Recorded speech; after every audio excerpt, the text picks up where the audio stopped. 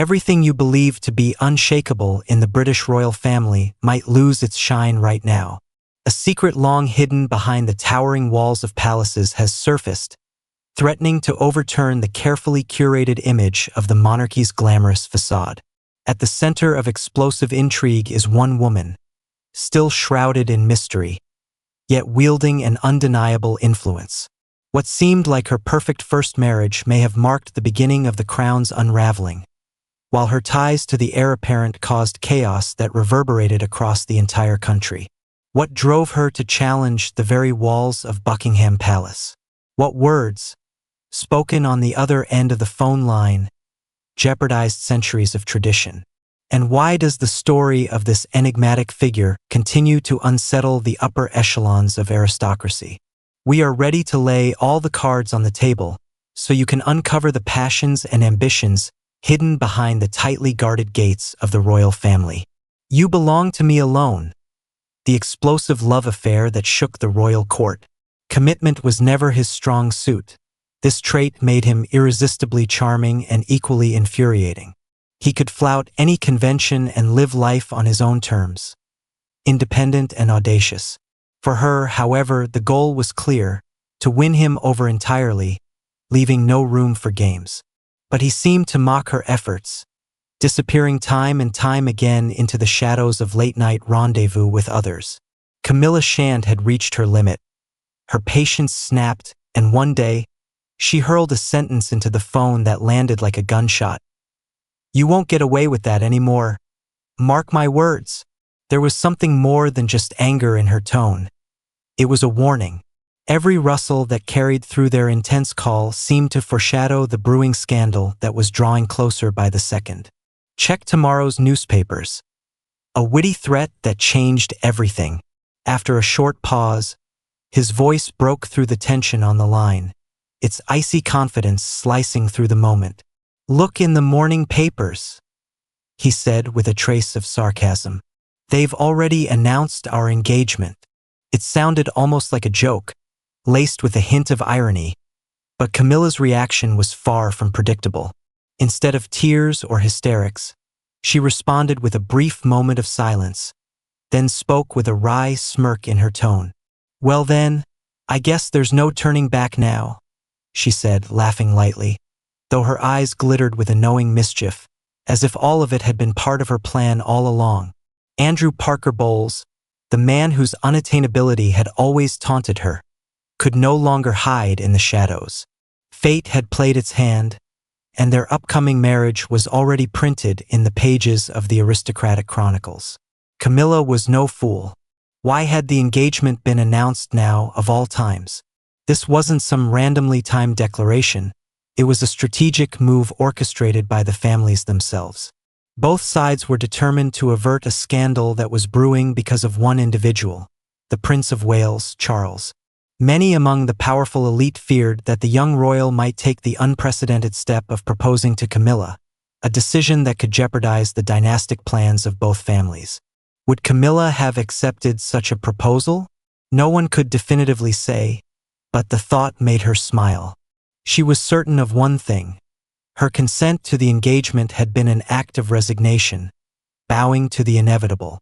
And though she would no longer be openly linked to Prince Charles, her quiet triumph was undeniable. Thus began one of the most controversial stories in royal history, a tale destined to become legend. Yet fate had no plans to write its conclusion just yet. Phone calls, decisive actions, and wounded pride would continue to serve as reminders to the crown of the heavy price of power.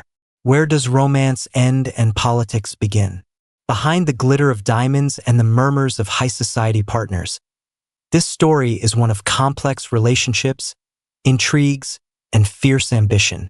Surprisingly, it didn't all begin with Prince Charles, as many would assume, but with two other individuals whose destinies intertwined long before the royal family came into their orbit. Camilla Shand and Andrew Parker Bowles, a couple adored and celebrated in the elite circles of their time. She possessed charm, wit, and a certain grace that shone in the spotlight. He, with his impeccable uniform, dazzling smile, and natural charisma, commanded attention wherever he went.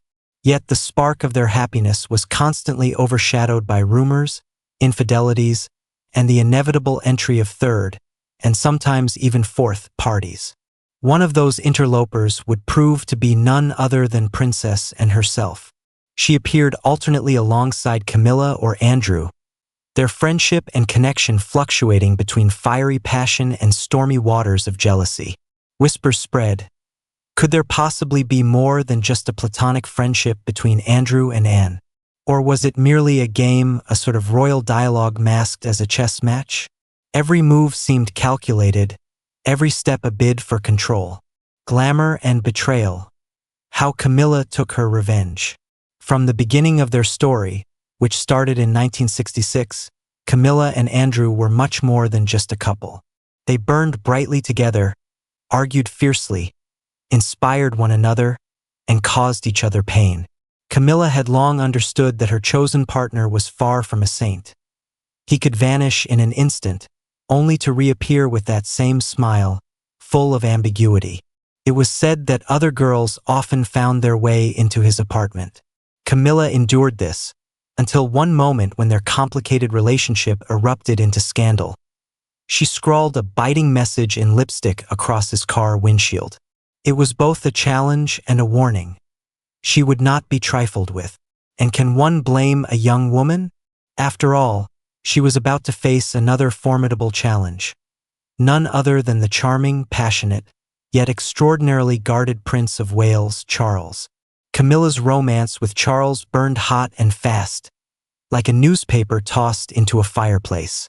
For her, it was a way to show Andrew that she wouldn't let herself be relegated to the background of his life. But it was also an honest, heartfelt connection. However, the Parker Bowles family, and the far-reaching dynastic agendas of both families, gave this relationship no chance of survival. Camilla and Andrew's families moved swiftly to close this chapter of scandal, once and for all. The public announcement and a cold blow to the heart. When the scandal reached a boiling point and threatened to tarnish the reputation of an entire branch of the monarchy, both sets of parents stepped in. Then came the decisive act. An official engagement announcement for Camilla Shand and Andrew Parker Bowles appeared in the Times. It was more than a mere declaration of their union. It was the climactic moment of a carefully scripted royal drama, in which every player followed the rules dictated by tradition. Camilla and Andrew were to formalize their bond in 4 months, an inescapable conclusion to their fiery, yet tumultuous relationship. Even if the spark between them no longer burned as brightly, the ring on her finger and the wedding date etched in the calendar were meant to signify the end of their chaotic partnership. And where was Prince Charles in all of this? As expected, he was far away, too far to intervene. He had been swiftly assigned a new naval post in the West Indies. There, under the blazing sun and amidst the clamor of evening receptions, he read that very announcement in the Times. His heart, while resilient, could only absorb the blow with the greatest difficulty. Even the invitation to their wedding seemed like a personal trial he was unwilling to endure. Charles outright refused to attend. Seeing Camilla as a bride was a pain he couldn't bear. When love grows weary. But this story didn't simply conclude the day Camilla married Andrew and stepped into her role as his official partner in life. A part of her heart remained tethered to Prince Charles, an unyielding connection that was stronger than anyone realized, especially those who cast judgmental glances her way. Over the years, her once doting and thoughtful husband began to feel more like a burden, while her old, nearly forgotten love for the heir to the throne reignited with renewed intensity. Gradually, Camilla came to understand that the choice she had made would echo for years to come. At its core, however, this saga isn't just about the participants of a love triangle. It's about the monarchy itself, a system that often feels like a prisoner of its own traditions. And perhaps that is why secret phone calls, official announcements, and unexplained glances continue to cast a shadow on Britain's most glittering and untouchable family. They tried to distance themselves from scandal, playing their roles in the theater of decorum, Camilla as the devoted wife, Charles as the exemplary family man. But no matter how hard they tried, it seemed fate had its own plans for the script. When Prince Charles walked down the aisle with Diana, crafting the illusion of the fairy tale wedding of the century, those closest to the royal pedestal were already whispering a very different story. Princess Margaret, observing the royal family beaming for the cameras, leaned in and coyly murmured, "Camilla won't quit," and as it turned out, she knew much more about that than Diana ever could. By the time Charles and Diana's marriage began to openly fall apart, Camilla was once again by his side.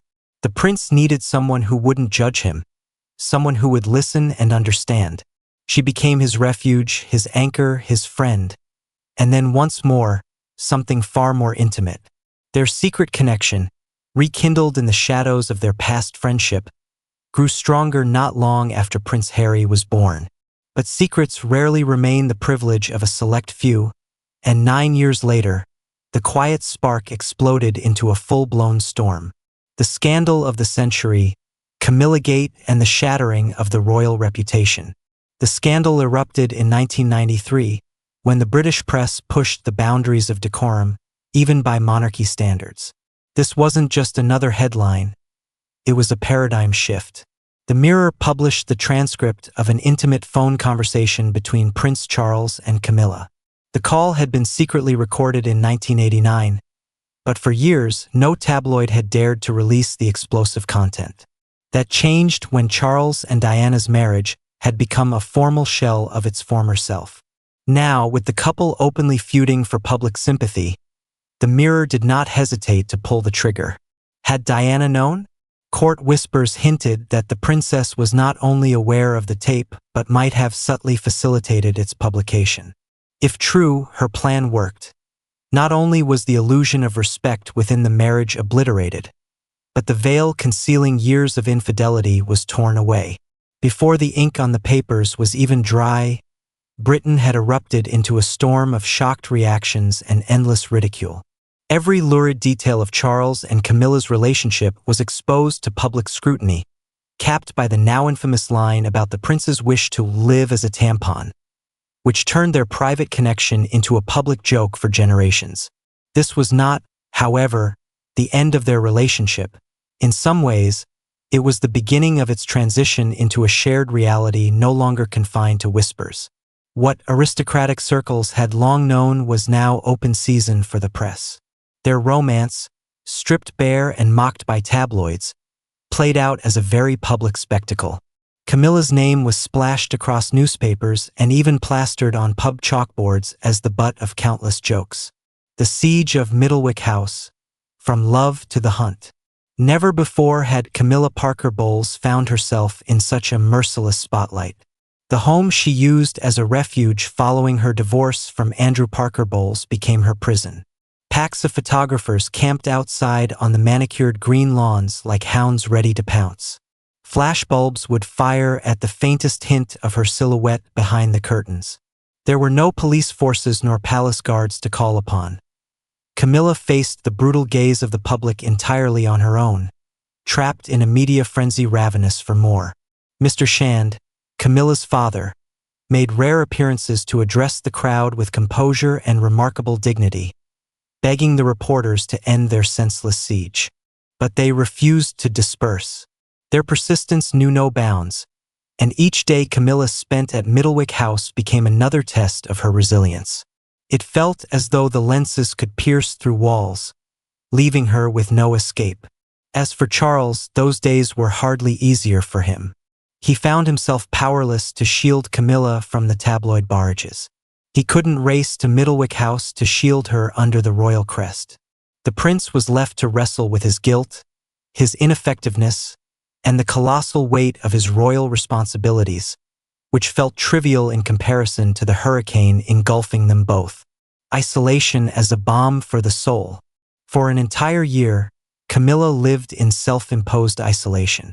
Her life felt like a retreat from the light of the world, which only brought her waves of judgment and ridicule. And yet, in that dark and unfamiliar atmosphere, Camilla sought to find optimism.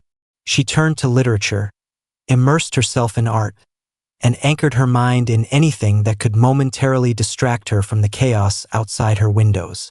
Left alone with her thoughts, She began to fully grasp the reality of her position and the inner strength it would take to emerge victorious from this war. The fallout that changed everything. The Camilla Gate scandal not only magnified Camilla's trials, but also marked the end of an era of royal secrecy.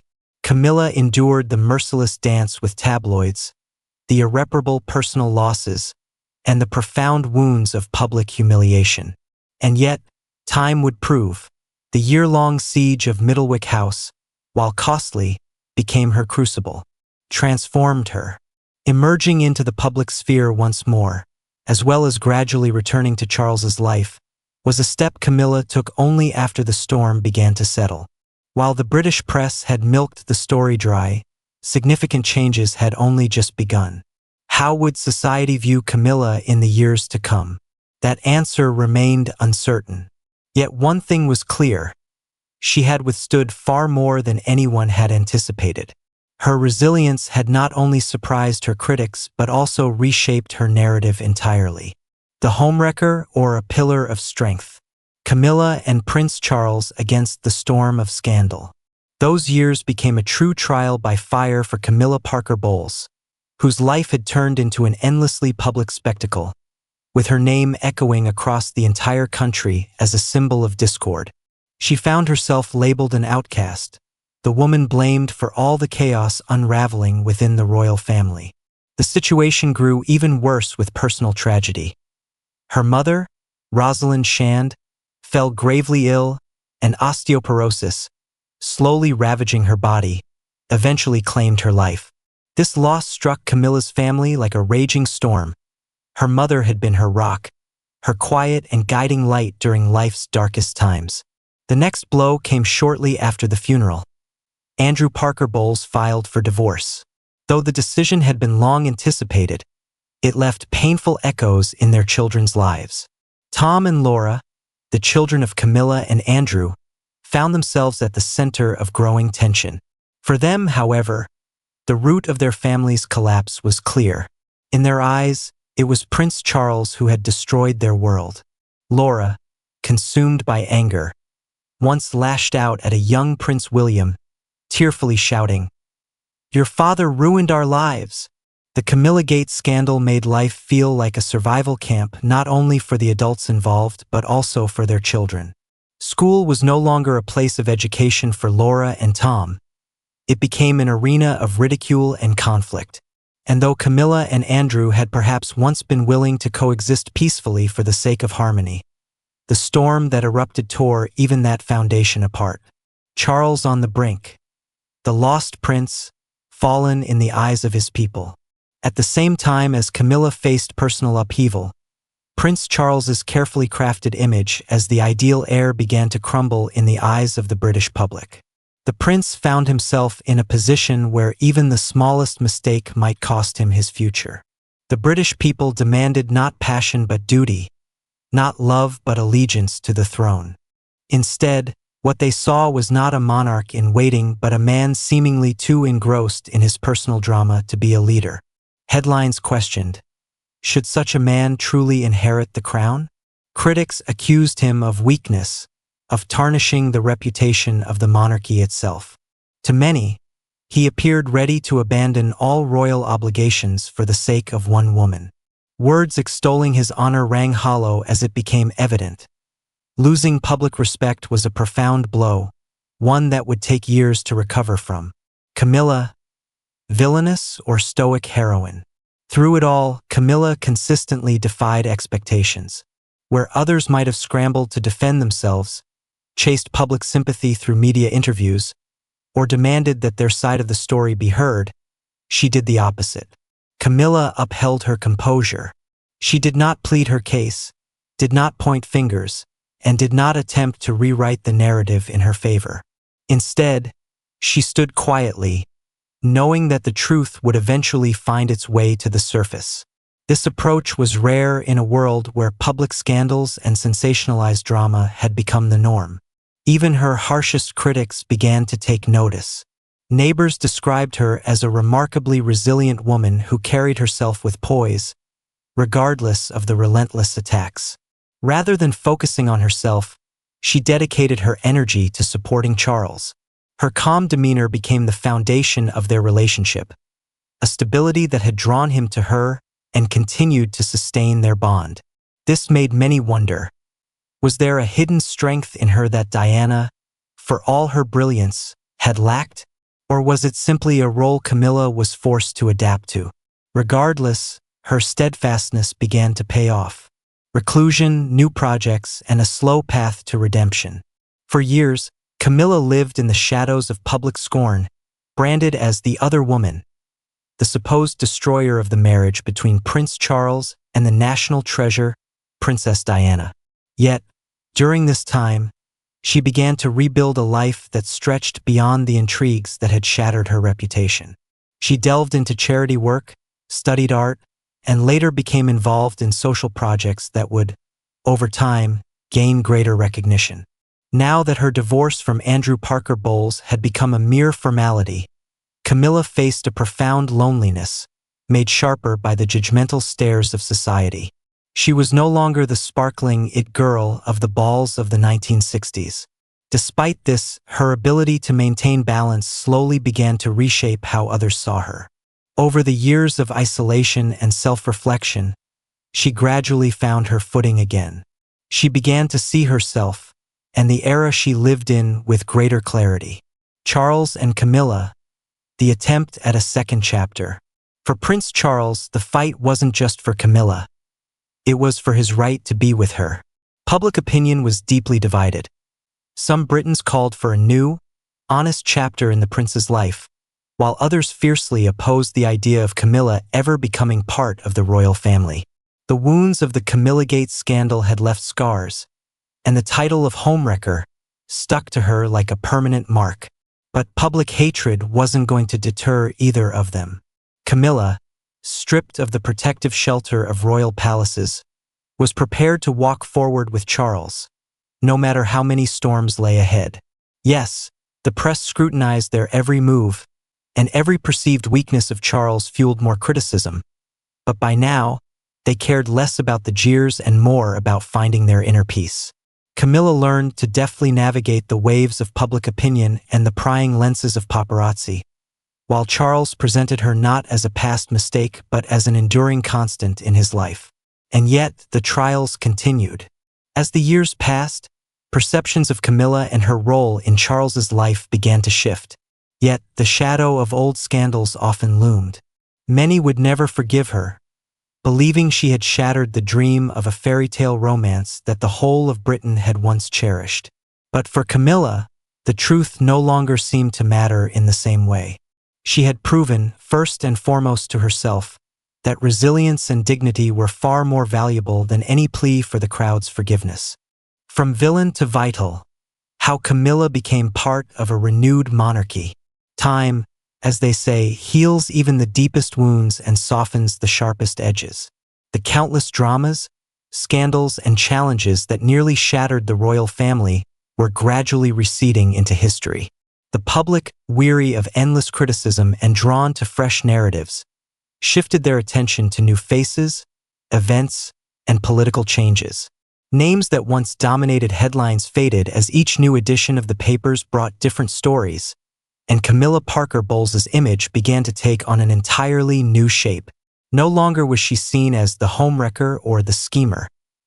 Instead, she became viewed as a woman who endured despite years of humiliation, judgment, and public vilification. Gradually, many began to see her as strong, composed, and, most importantly, dignified. The battle for reputation. Silence as a weapon of the victorious. At the core of Camilla's transformation was her refusal to defend or justify herself. She chose silence, discretion, and humility.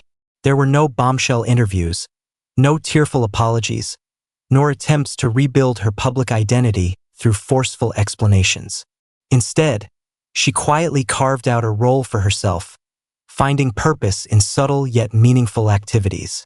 Charity events, horse shows, literary evenings. Each step she took was measured and deliberate. Camilla seemed to invite people to forget the past by allowing them to see her simpler, more authentic self. She began making unassuming appearances where few expected her. At charity auctions, she helped raise funds for rural libraries. On visits to village farms, she engaged with farmers, speaking with equal passion about literature and agriculture.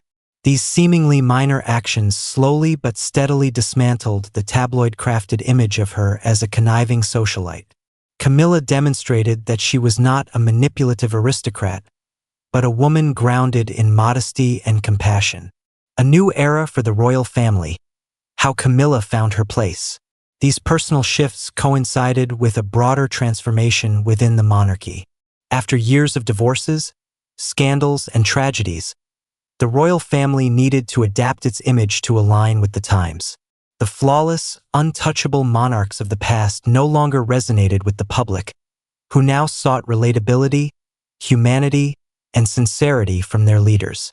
Camilla, with her calm demeanor and deep patience, began to embody this new direction. Even the most traditional courtiers started to recognize in her qualities that might have seemed unsuitable for the old, rigid framework of the royal family, but now appeared essential for its survival. Meanwhile, Camilla's children, Tom and Laura, were also recovering from their harrowing experiences during the peak of the Camillagate scandal. Though the shadow of past turmoil lingered over their lives, they gradually adjusted, rebuilding their sense of normalcy. At the same time, Princes William and Harry were growing up. Though their initial relationship with Camilla was strained, time began to heal even these deeply personal wounds. Like everything else in her life, Camilla didn't rush this process or force a connection. She simply allowed healing to unfold in its own time. The power of quiet strength in changing public perception. Camilla's gradual reclamation of her reputation paralleled changes in the British media landscape. Over time, the public tired of revisiting old scandals, and the press eagerly turned its attention to fresh headlines, new celebrities, and emerging issues. Camilla seemed to master the art of disappearing from public view when the noise grew too loud, and reappearing at just the right moments, her acts imbued with humanity and sincerity. One modest yet illustrative moment occurred at a local charity auction. Without drawing attention to herself, Camilla donated a vintage horseshoe to a farmer to sell for a good cause. Though the gesture didn't make national headlines, it garnered genuine appreciation in the local community. Instances like these steadily chipped away at the lingering stereotypes of her past, replacing them with a more relatable and benevolent persona. Her Majesty's changing perspective. A new view of Camilla. Even Queen Elizabeth II, initially distant and skeptical of Camilla, softened over time.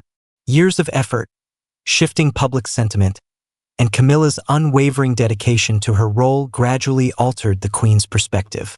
No longer viewed as a formidable obstacle or source of controversy, Camilla emerged as an essential part of the family's evolving narrative.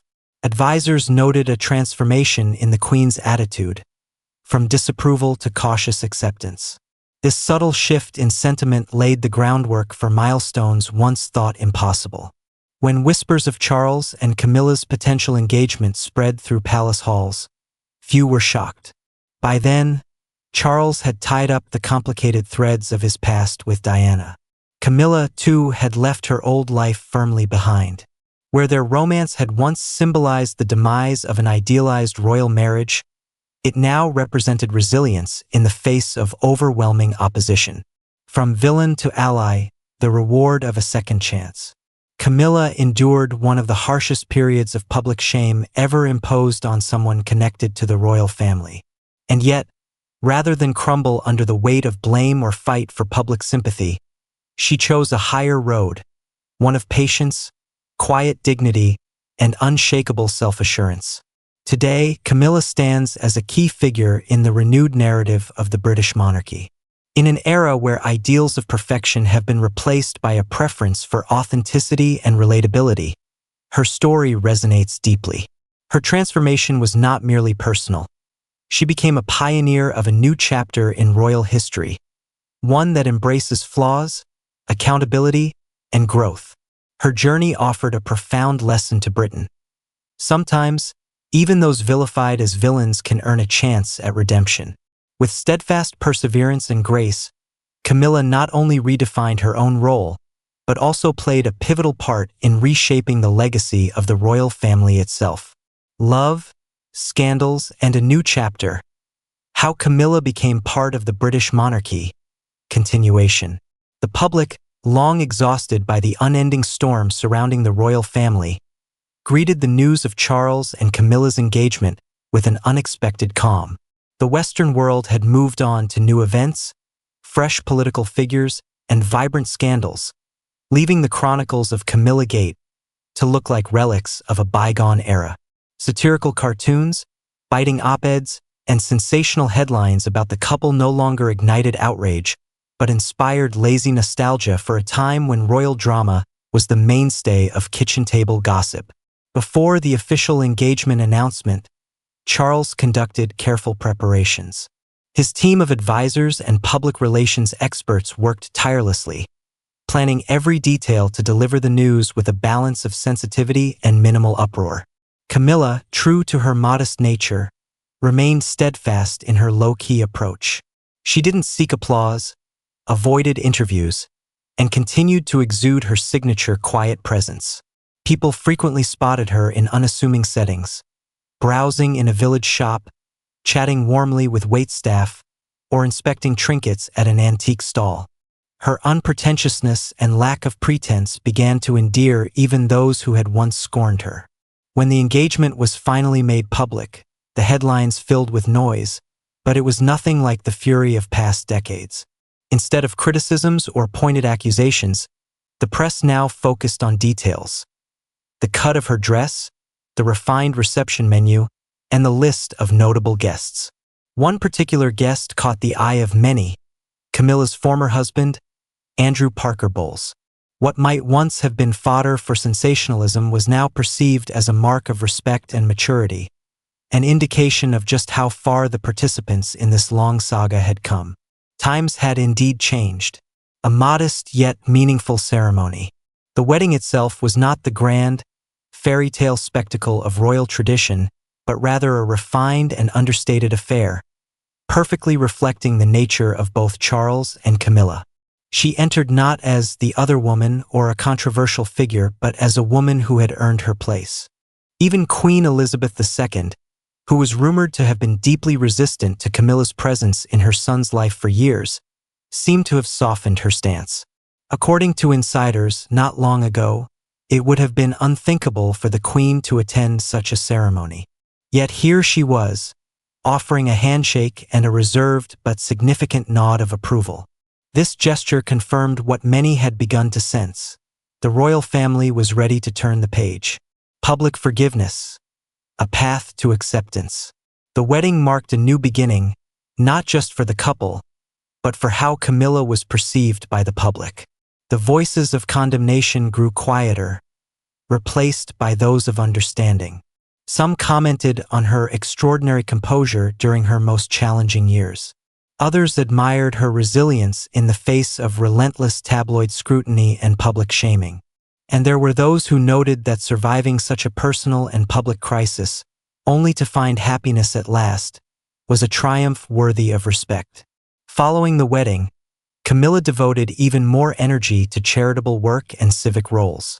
She spearheaded initiatives focused on the rights of the elderly, healthcare, and rural community development. Her public engagements, often in smaller circles or intimate settings, struck a chord with people. The fanfare of royal pageantry gave way to the quieter tune of sincerity. A new tone for the monarchy. This period of renewal wasn't limited to Camilla. The royal family itself was undergoing a transformation. Years of divorces, scandals, and missteps had necessitated a shift in the monarchy's public image. In a new age, with less appetite for perfection and more demand for authenticity, Camilla's humility and grounded nature became an asset. Unlike grand proclamations or lofty positioning, she presented herself as a mature, pragmatic figure without pretension. Her work outside the palace walls helped frame the monarchy as relatable, connected, and relevant to the people. Meanwhile, past familial tensions began softening as the years progressed. The relationships between Camilla and Princes William and Harry also evolved. While their childhood memories and adolescence had been marked by deep pain, time brought understanding. Camilla never sought to replace their mother, an approach that ultimately aided in building a respectful connection. As the two princes matured, they began to grasp the broader complexities of their family's history and to see Camilla as someone who had weathered her own storms. From homewrecker to dinner guest, a changing perspective. By the mid-2000s, mentions of Camillagate had become extraordinary exceptions. That era of scandal had faded into a colorful chapter of the 1980s and 1990s, appearing mostly in retrospectives or documentaries. For younger generations who had come of age after the drama, the clash between the tabloids and the royal family was a distant and largely irrelevant anecdote. Watching old footage of the headlines, many now wondered, did this really grip the world so completely? The transformation was profound. Camilla, once a lightning rod for controversy, was now effortlessly integrated into the institution. Younger audiences, disengaged from the old drama, saw her simply as the Duchess of Cornwall, with no context of bitter scandal or tabloid wars clouding their perception. A well-earned respect. As the years passed, Camilla finally earned the recognition that had long eluded her. Her unwavering resilience, tranquility, and adaptability had elevated her from a controversial figure to a respected member of the royal family. The tabloids, once relentless in mocking her every move, now highlighted her charitable ventures, calm confidence, and steady smile.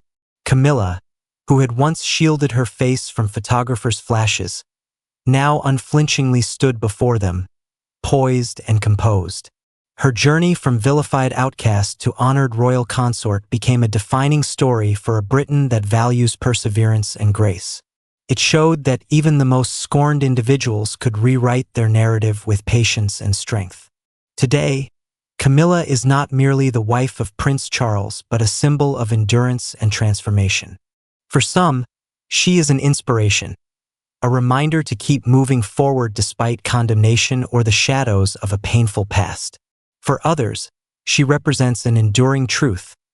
Dignity and steadfastness can overcome even the fiercest storms. Amid the shifting tides of history, she ultimately carved out her place, not only beside the future king but as part of Britain's ever-evolving monarchy.